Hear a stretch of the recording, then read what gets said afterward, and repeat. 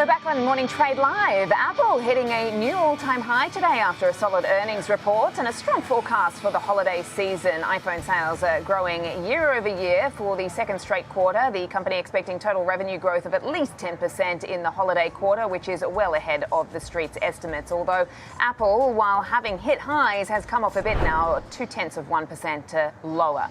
Let's go inside out on these earnings. Joining us now is Ben Bajarin, who's a CEO and Principal Analyst at Creative Strategies. Thank you so much for your time, Ben. What were your takeaways from Apple now that we've had time to digest some of these numbers?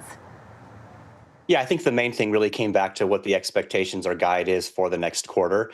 We've always looked at the September quarter that way. There's never been a giant pop from current iPhone sales in that quarter. So we look at what the demand's going to look like. We knew that there was some strong signals for iPhone sales coming into post-launch. So we expected that there would be a pop in the December quarter. And I think that's really what everybody was reacting to, is that it appears to be a stronger cycle than normal. Obviously, we've talked about a lot about the aging base. There is a continued aging great base of iPhone owners who just need to upgrade, and it feels like this is going to be one of those cycles through 26 as well, where you see a lot of that base upgrade to the newer devices. Mm-hmm.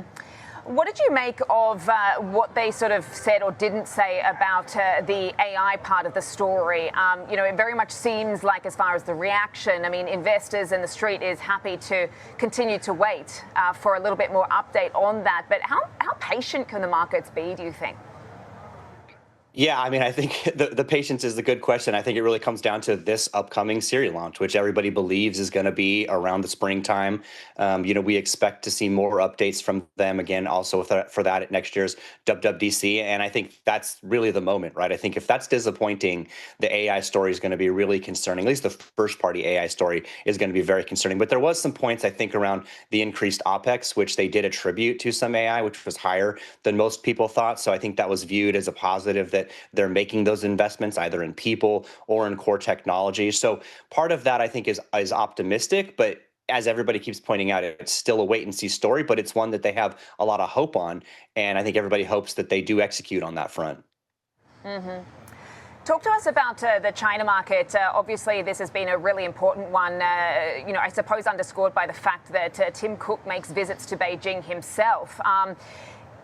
How much of this, as far as that miss on the China part of the story, was to do with the fact that one of those models, being the iPhone Air, was actually delayed in China to try to get some of those local carriers prepared for the eSIM technology, which they were a little bit behind on? Because as far as I saw from some of the local Chinese media, the demand for that looked actually pretty strong. Yeah, you're absolutely right. I think there is a good theory that the iPhone Air would do really well in China, and so its delay, I think, is certainly impacting that. I think it's also to remember, though, that the September quarter is never really a strong quarter in China also. December does really well, and then we know the March quarter, which aligns with many holidays there, including Chinese New Year, is one of the biggest sale volumes cycles for Apple. So I would expect a huge part of the China story to also emerge over the next 2 quarters when they get more of those devices like the iPhone Air there. But I think at the same time, right, there has been increased competition from local vendors there. That's been the story of the last year, and the big concern that domestic brands continue to take share. But I think we do think Apple is well positioned. The Air, I think, will do really well as well. But it's really going to be the next quarter and really the March quarter where we see that market really fuel. And so that's what I think most people are looking for in terms of how will Apple compete and position themselves against the local vendors in the China market locally there.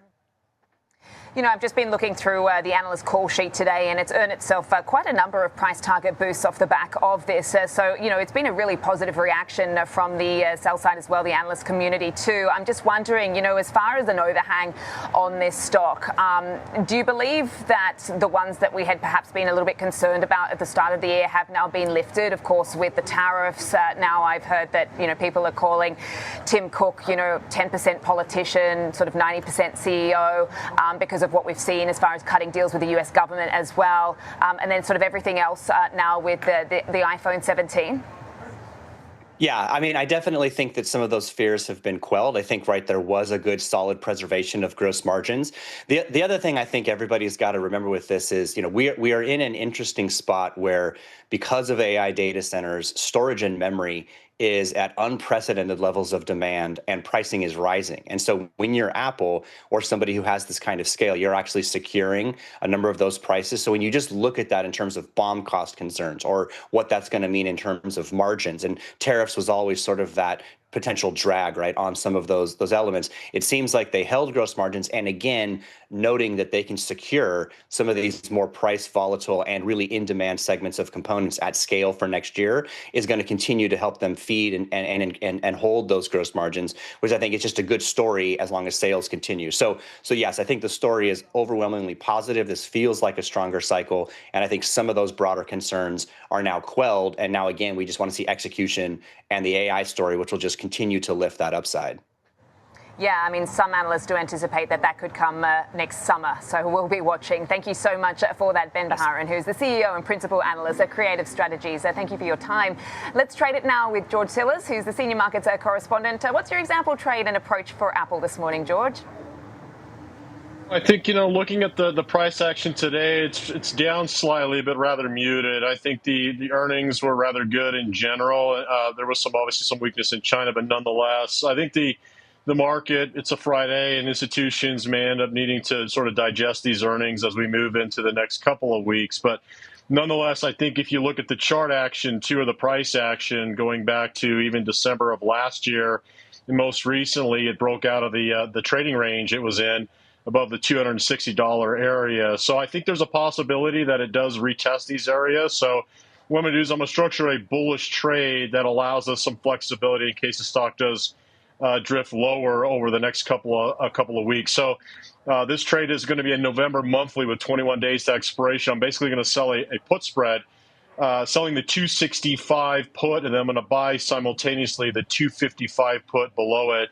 Altogether, this is earned for or sold for a credit of $2.50 a share or $250 a contract. So in essence, the whole premise behind the trade is your max profit is the credit you earn, which is $250. And that'll occur by expiration if the stock does close above the 265 short strike between now and expiration. Break even in case it does fall below that is 262.50, and then you're earning 250, but your risk is 750, and that only occur if the stock hits 255 or lower by expiration. So essentially, your return on risk on this trade is around 33%, and if you look at the delta on that short put, that's the riskier one that we're placing in this structure. The delta is around 33, which implies about a 67% probability of profit. So again, the structure of probability fits, the chart action or price action fits as well, but it also gives us, like I said, flexibility in case it starts to drift slightly to the sideways or slightly down. Okay, a good look at Apple, an example trade for us from George Tsilis there. Thank you so much for that. Check in with you a little bit later. So we are seeing things coming off a little bit for Apple off the back of those new highs today.